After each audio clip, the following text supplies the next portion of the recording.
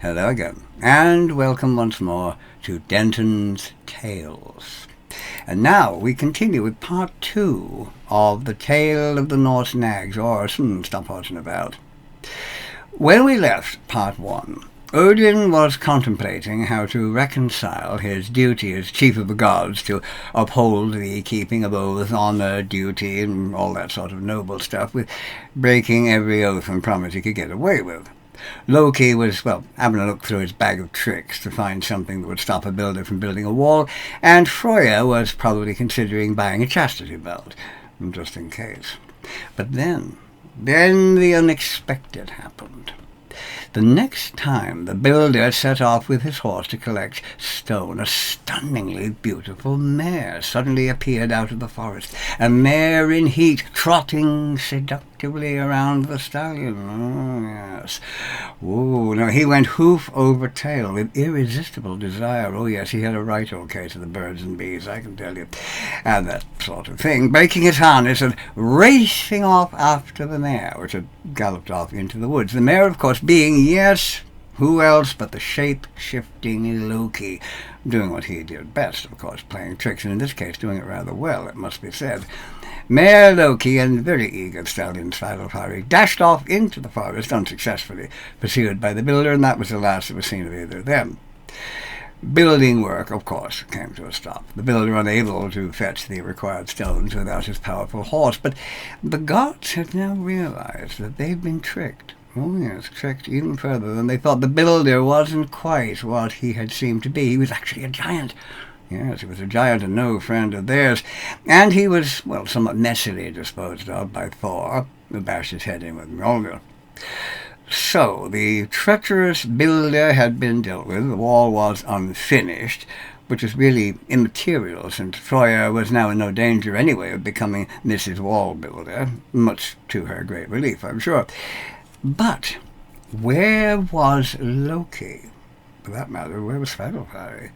Well, we know where Loki was, or at least what he was doing, but as to Svartalfari, he seems to have just galloped off into the sunset or something, wherever great big huge magic horses go to. As it happened, Loki's trickery had a more intimate turn than he had probably intended. His deceptive, exaggerated availability, shall we say, let's keep this thing clean, becoming genuine, if you see what I mean, certainly as far as Svartalfari was concerned. And Loki, being now a mare, obviously didn't find a bit of, sort of horsey, hanky-panky, how's your father at all unwelcome. The pair had been doing, just to say, rather more than chasing each other through the forest. Yes, making the most of their time together. They were certainly more than just good friends by this stage, with the result that Horse Loki became pregnant. Returning to his normal state would have been somewhat awkward after that. I mean, even baby horses are rather, big, and, he wouldn't have had anywhere to put it, so to speak. So for 11 months, Loki remained a horse, the gestation period for horses being 11 months, in case you didn't know. You see, you learn things around here. At the end of which, Mother Loki gave birth to an 8-legged grey foal. Having got all the horsey biological stuff out of the way, he was now himself again, but he had a son, thought of, with 8 legs, which was unusual, to say the least, even for a real horse, of course. What to do? Oh, this was obviously a very special horse, you see. He quickly discovered the things he could do, so why not give it to Odin? Oh, yes, giving the chief of the gods a horse like none other possessed. Well, that was a pretty good move.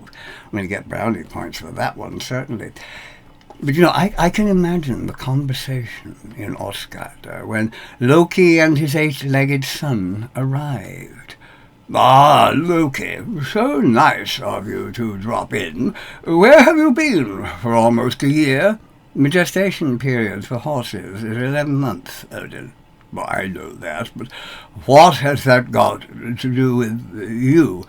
No, I was a horse. Well, an heir, actually. It was I, who drew Svartalfari away and stopped that wall from being built. Yes. The mare was me. And I looked awfully good, too, I must say. That was you? Oh, well done. But what delayed your return for so long? Well, I was rather an attractive mare, if I do say so myself, which of course I do, and I was willing, yes, and the stallion was, well, he was even more willing than I was, and, well, I got pregnant, you see, so I had to spend 11 months lugging this around. Oh, that is a horse, Loki. Well, what else do you expect a mare to give birth to? And it has 8 legs. No, don't get me started on that. I know it's got 8 legs. I gave birth to it. I thought it would never come out. Women are very fortunate. Their babies only have 2. But this, no, this is the greatest horse that has ever existed, Odin. It can run faster than any other, over the sea and in the air, just as it does on land. No horse like this has ever existed. And in honor of my great regard for you, Odin, I am giving him, my son, yes, my son, I am giving him to you. You now own a horse with 8 legs, thanks to me. Oh, thank you, Loki. I'm sure I'll find out what you want in return soon enough. No, I want nothing but to please you, Odin. Yes, of course you do, and the sun shines at night. Still, you yourself are now unique. The first man ever to give birth to anything. Well, not really. I was, after all, a horse at the time. I wouldn't talk about that if I were you, Loki. As I recall, it was you who accused me of being effeminate, of being ergy, for learning satyr magic from Freya. But at least I never had a baby. Charming. You would have to bring that up. Yes. What an interesting scene that would have been. So the horse was named Sleipnir, meaning slippy, the slipper, the sliding one, and Odin rides forth from Osgardr upon the mighty Sleipnir, his spear which cannot miss, Gungnir, in his hand, a weapon that returns to his hand after he throws it, with his 2 great wolves, Geri and Freki, running beside him, and his ravens, Hugin and Munin, flying overhead to gather news of what transpired around the world. And Loki had certainly scored points with the boss, and become the butt of a lot of rather rude jokes at the same time, as one could imagine. It's fair to say, I think, that Loki had somewhat of a genetic problem when it came to fathering children, since not only did he produce an 8-legged horse with some help from the stallion Svadilfari, but he managed also, with the female assistance of the Jotun, or giant, Angerboda, to father a gigantic wolf, Fenrir, an even larger snake, Jormungandr, which means huge monster, it's a description rather than a name, and a surprisingly normal daughter named Hel, who would later be put in charge of the realm of the dead that bore her name, Hel.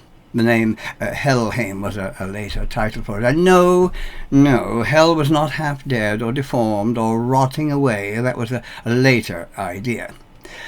Loki is unique among the gods of any faith, I should think, in that he can claim to be the father of a wolf, a snake, and a normal woman, and the mother of a horse.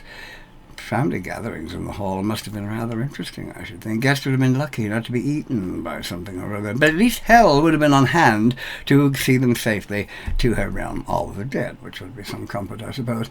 And that is where we go next, looking for yet another horse with the wrong number of legs. Helhest, or Hell Horse in Danish, is the white 3-legged steed of the goddess Hel, on which she will presumably ride into the final battle that will bring the end of the world, Ragnarok. Though with only 3 legs, it's questionable as to how manoeuvrable he would be in battle, and certainly not very easy to ride on, I should think, since he would have a sort of, lopsided, bouncy motion. A bit like riding on a camel, I should think, and that's not fun either. In folklore, Hel, in times of great disasters or plagues, was said to ride forth on Helhest and search for those affected, gathering them in with a rake and taking them down to her abode. Not, incidentally, a fiery place of agonizing pain and eternal torment like the Christian Hell, spelt with 2 L's, but rather just a place where the dead went who didn't die in battle. Hel could even welcome honored guests to her realm with a magnificent feast. Well, very different from the Christian concept of hell as a place of sulphur and brimstone, laughing demons, poking burning souls with pitchforks. Burn, burn, yes. Yes, but quite a charming idea, really. And hell was not, as she's often called, the goddess of death. No, she was the goddess of the dead, those who were already dead. She didn't kill anyone herself. She never brought death. Well, you could say death brought her to, well, pick up the pieces, you might say. In fact, it's questionable if she was even a goddess at all. Well, her father wasn't a god. I mean, no, Loki was a giant, just like Angrboda, which would make hell, well, nothing more than a giant herself, because giants weren't gods. Interesting thought.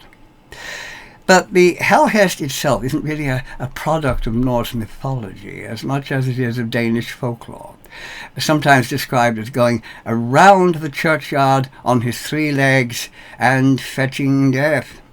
Another saying that during plagues, hell rides about on a 3-legged horse, destroying men.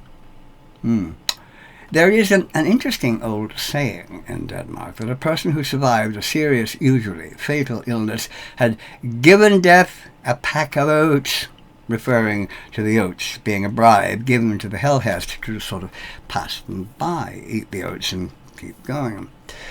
It was Jacob Ludwig Carl Grimm, one half of the Brothers Grimm of fairy tale fame, who in the 19th century theorized that before Christianity came along, the Hellhest was the mount of the goddess Hel, reiterating Danish folklore. Legends in that country had it that before any human remains were interred in a cemetery, a horse was buried alive first, and later it would pop up again as the Hellhest. Why? I'm not really sure. I don't quite see the point. I mean, if there was one Hellhest, why make it of that? Anyway, who am I to question the wisdom of folklore? So, for now, I shall say farewell and goodbye until next time. Oh, and yes, should there ever be a plague, or you're stricken with some almost always fatal illness, you're just lying there waiting to shuffle off this mortal coil, keep a bag of oats handy. Oh, yes. If you're lucky, the Hellhest may be hungry when he comes, and he'll take the oats rather than you. Better to be safe than sorry, I always say. Yes. So, that's all for now. See you in the next one. Bye for now.